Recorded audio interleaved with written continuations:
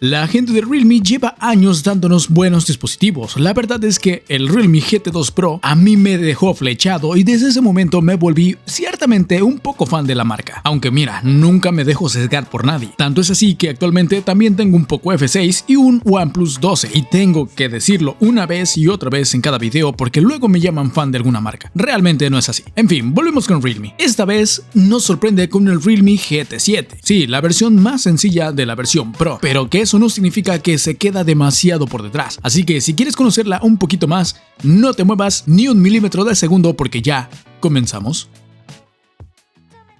Pero antes de seguir, déjame invitarte a que si te gusta el video me regales un like, un comentario y te suscribas al canal. Es gratis y te toma menos de 30 segundos. Gracias por quedarte y continuamos con el video. Este Realme GT7 ha dejado unas dudas bastante difíciles de disuadir, ya que tiene un precio bastante similar al del Realme GT7 Pro. Si te gustaría que yo hablara de estos dos dispositivos y te dijera cuál te conviene más, podrías dejármelo aquí abajo en los comentarios y haré lo posible por traer ese video lo más pronto que pueda. En fin, no nos distraigamos y vamos directamente a lo que a ti te interesa, que en este caso son las características. Primero que nada tendríamos una pantalla de 6,78 pulgadas, que es una cosa bastante estándar a día de hoy, pero que es real que sigue siendo bastante grande. No es un dispositivo para nada compacto, teniendo en cuenta que hay muchos dispositivos que están más o menos en esta media entre los 6,67 y los 6,82, por lo que si buscas algo más compacto, créeme que no vas a querer estar aquí. En cuanto a la pantalla, tendremos una resolución Full HD Plus que está casi que rozando el QHD. Mira, hay una diferencia muy pequeñísima entre esta resolución y la otra. Al menos en este Realme GT7, como te he comentado, está más cerca de ser QHD que ser Full HD Plus. Pero no lo quiero mostrar como 1.5K porque te he dicho 1000 veces que ese término realmente no existe. Ahora, sería de tipo AMOLED y tendría una frecuencia de actualización de 120 Hz para la máxima fluidez. Bueno, no es realmente la máxima fluidez, pero tú me entiendes. El pico de brillo sería una total burrada con unos 6000 nits en pico, que sí, luego eso lo podemos ver solamente cuando vemos contenido HDR que aprovecha esta tecnología, pero se agradece tener siempre un pico de brillo más alto para cuando estamos viendo multimedia. Ahora, el brillo en HBM sería de 1600 nits, que no está en absolutamente nada mal. Este brillo me parece la mejor opción para no gastar tanta energía y evitar que se sobrecaliente el dispositivo, especialmente cuando lo estamos usando bajo el sol, como cuando vamos a la playa o estamos caminando en alguna zona donde no haya mucha sombra. En cuanto a su protección, tendríamos nada menos que el Armor Shield Glass, aunque también hay una variante en la India que tiene Corning Gorilla Glass 7i, y ese sí que es bastante más frágil que este. El Armor Shield Glass es más o menos igual de resistente que el vidrio que tenía el Galaxy S24 Ultra, por lo que más o menos puedes esperar un rendimiento similar.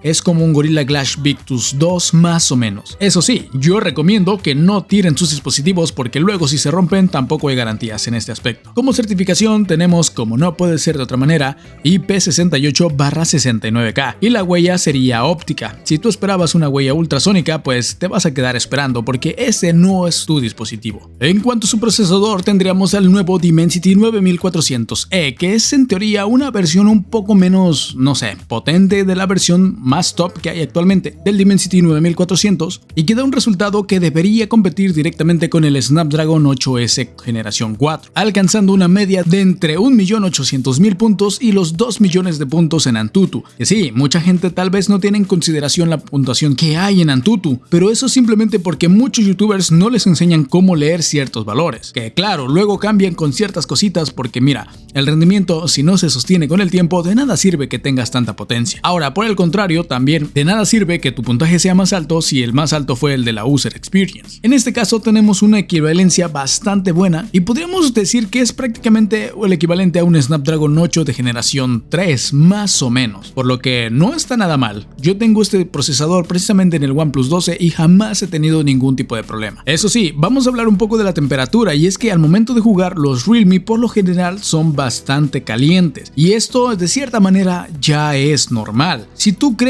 que una temperatura de 41 grados es bastante caliente, déjame decirte que no lo es. Al menos no realmente. Estamos tan acostumbrados que los dispositivos móviles no se calentaran tanto al momento de estar utilizando y una temperatura de 41 grados ya parece peligrosa, pero debes saber que muchos de estos procesadores están diseñados para aguantar hasta más de 90 grados. Es evidente que no lo vas a tener en tu dispositivo móvil porque al ser un dispositivo que tenemos en las manos todo el tiempo, es imposible tener este tipo de temperaturas, te quemarías literalmente. totalmente. Por eso una temperatura de 45 grados debería ser lo normal para ti y será mejor que te vayas acostumbrando, porque a menos de que encuentren una manera de poder disipar y al mismo tiempo hacer que fluya el aire dentro del dispositivo sin perjudicar las resistencias, las temperaturas cada vez serán más altas. Y esto es así, no puedes hacer nada para cambiar esto. Tendríamos versiones de 8 y 12 GB de memoria RAM, LPDDR5X como no podría ser de otra manera, y además versiones de 256 GB y 512 GB de memoria interna con almacenamiento UFS 4.0. No podemos esperar menos, especialmente en pleno 2025 y especialmente por el precio al que sale este. Pero mira, vamos a un dato bastante interesante, que es el tema de la batería. Como te había comentado hace como 3 videos, te decía que para mí el salto de generación había sido a finales del 2024,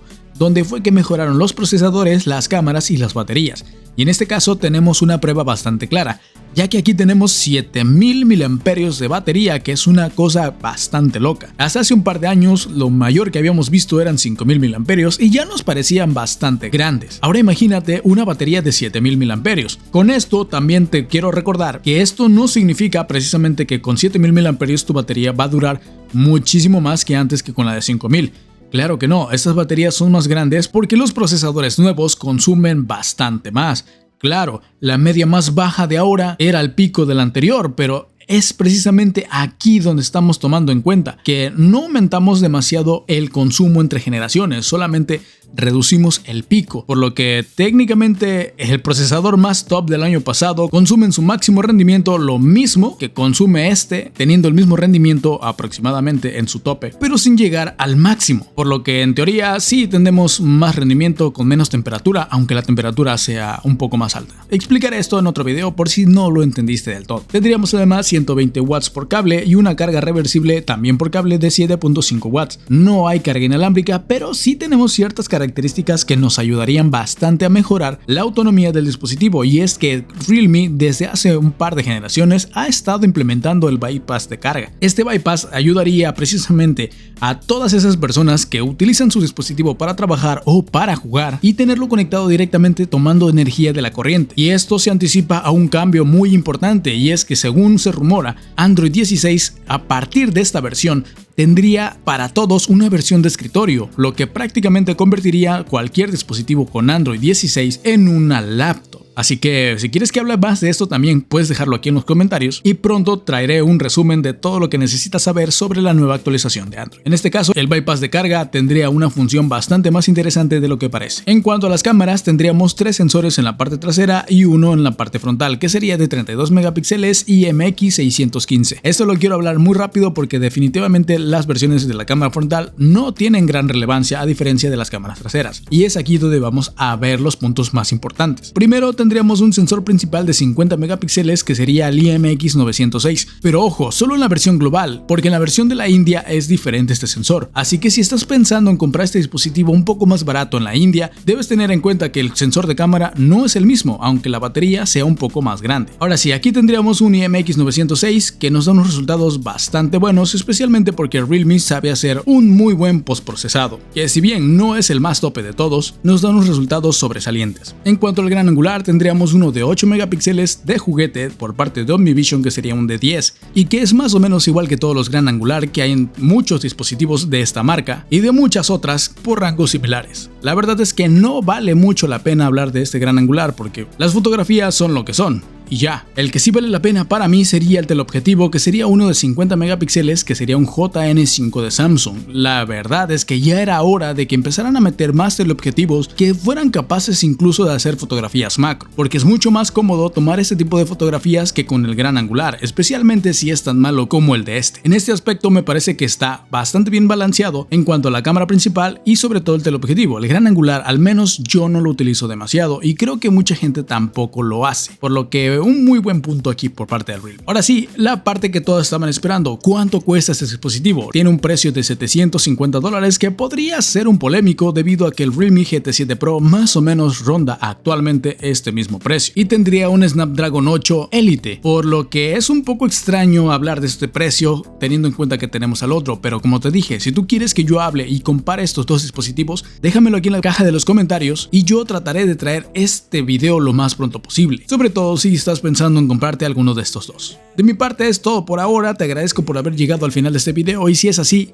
me gustaría que me comentaras aquí abajo qué piensas tú sobre este dispositivo. ¿Crees que realmente vale la pena comprarlo o crees que podrías tener una mejor opción por un poco más de dinero o quizá uno por un poco menos de dinero cambiando ciertas cositas? Muchas gracias por ver, muchas gracias por escuchar, mi nombre es Eddie y te dejo con estos dos videos para que sigas disfrutando.